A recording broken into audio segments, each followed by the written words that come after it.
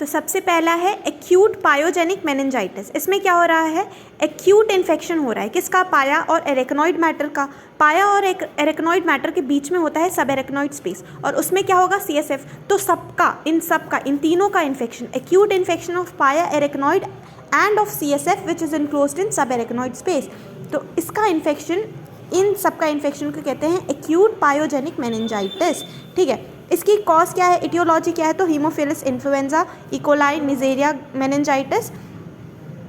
Meningitis और Streptococcus pneumoniae, ये 3-4 cause है, इटियोलॉजी है। ठीक है, routes via blood stream, adjacent focus of infection during lumbar puncture, ये 3 रूट्स हैं। तो ब्लड स्ट्रीम के थ्रू ये जो बैक्टीरिया वायरसेस हैं ये जाके यहाँ पे इन्फेक्ट कर सकते हैं। ठीक है, मेनिंजेस को। एडजेसेंट फोकस ऑफ इन्फेक्शन, यहाँ किसी पास के ऑर्गन में ना इन्फेक्शन हो रखा है इन लोगों का, तो वहाँ से ये जो पॉजिटिव एजेंट है वो ट्रैवल करके ब्रेन के मेनिंजेस में जाके इन्फेक्ट कर सकते हैं मेनिंजेस को। ठीक है, और ड्यूरिंग लंबर पंक्चर करते टाइम पाया मैटर या फिर CSF में कुछ भी रीज़न की वजह से इन्फेक्शन हो जाए इन सारे ऑर्गेनिज्म का, तो वो जाके मेनिंजाइटिस कॉज कर सकते हैं। ठीक है, तो ब्लड स्ट्रीम के through, adjacent focus of infection के थ्रू और लंबर पंक्चर के थ्रू, ये 3 रूट्स हैं। ठीक है, और पॉजिटिव एजेंट कौन कौन से, हीमोफिलस इन्फ्लुएंजा कॉज कर सकता है, निजेरिया मेनिंजाइटिस कॉज कर सकता है, इकोलाई कॉज कर सकता है, स्ट्रेप्टोकोकस निमोनिया भी इन्वॉल्व है।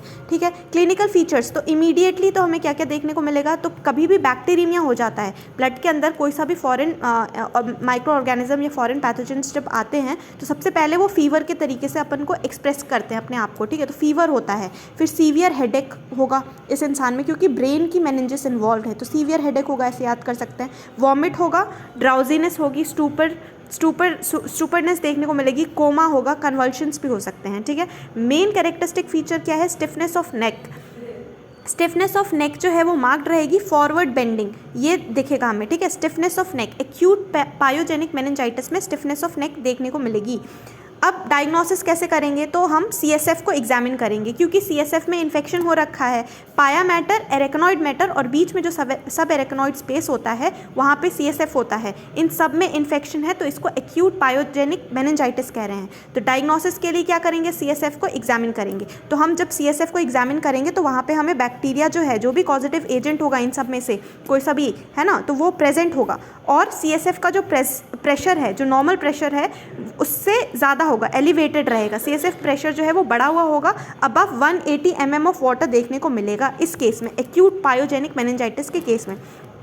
CSF का प्रेशर बढ़ा हुआ दिखेगा, CSF की प्रोटीन लेवल भी बढ़ी हुई दिखेगी। CSF का जो शुगर होता है, जो ग्लूकोज होता है वो कम हो जाएगा, क्यों, क्योंकि जो बैक्टीरिया है ना वो प्रेजेंट है, वो जाके ग्लूकोज को खा लेगा, तो शुगर जो है वो कम रहेगा। CSF की में शुगर हमें कम दिखेगा। नेकेड आई से अगर देखेंगे हम CSF के फ्लूइड को तो वो हमें क्लाउडी दिखेगा और प्यूरुलेंट CSF दिखेगा हमें। ठीक है, तो CSF की फाइंडिंग्स लिखना बहुत इंपॉर्टेंट है एग्जाम में। सबसे पहले डेफिनेशन लिखो कि this is acute pyogenic meningitis is what, it is acute infection of pia, arachnoid and of CSF which is enclosed in the subarachnoid space. What is the causative agent, what is the etiology?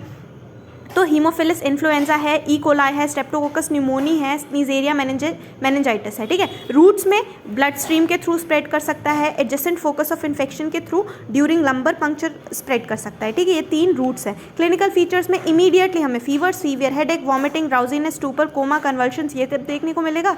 Marked feature क्या है, stiffness of neck, forward bending. एक diagnosis कैसे करेंगे, CSF को examine करके, bacteria उसमें CSF में present रहेगा, CSF का प्रेशर बढ़ा रहेगा, प्रोटीन का लेवल बढ़ा रहेगा, शुगर का लेवल कम रहेगा। नेकेड आई अपीयरेंस में क्लाउडी और फ्रैंकली प्यूरुलेंट दिखाई देगा CSF। ठीक है, क्लाउडी दिखाई देगा CSF एक्यूट पायोजेनिक मेनिंजाइटिस में। ठीक है, दूसरा नहीं, सबसे पहले फिर इसका ग्रॉसली हम कैसे ग्रॉस देखेंगे, तो कैसा देखेगा वो, नॉर्मल जो होता है ना क्लियर रहता है CSF, जो भी फ्लूइड होता है CSF सेरेब्रोस्पाइनल फ्लूइड जो है वो नॉर्मली क्लियर रहता है, पर एक्यूट पायोजेनिक मेनिंजाइटिस के केस में जो CSF है वो टर्बिड हो जाता है, और टर्बिड मतलब क्लाउडी हो जाता है, और प्यूरुलेंट CSF देखने को मिलता है।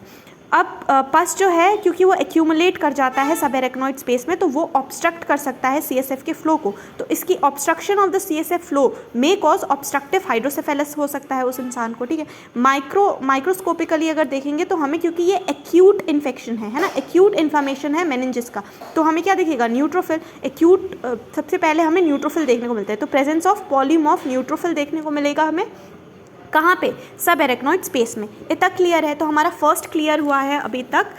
पाया एरेक्नॉइड से लेप्टोमेनिंजाइटिस में 3 क्लासिफिकेशन थे। पाया एरेक्नॉइड को हम लेप्टोमेनिंजाइटिस कहते हैं, लेप्टोमेनिंजाइटिस, ठीक है। और ड्यूरा मैटर में अगर इन्फ्लेमेशन हो रखा है तो पैकीमेनिंजाइटिस कहते हैं। अब लेप्टोमेनिंजाइटिस के 3 अलग अलग इन्फेक्शन के 3 अलग अलग क्लासिफिकेशन हो सकते हैं, एक्यूट पायोजेनिक, एक्यूट लिम्फोसिटिक और क्रॉनिक में बैक्टीरियल और फंगल वाला मेनिंजाइटिस, ठीक है। तो एक्यूट पायोजेनिक में हमने देख लिया पूरा CSF की डायग्नोसिस वगैरह सब देख लिया, ठीक है।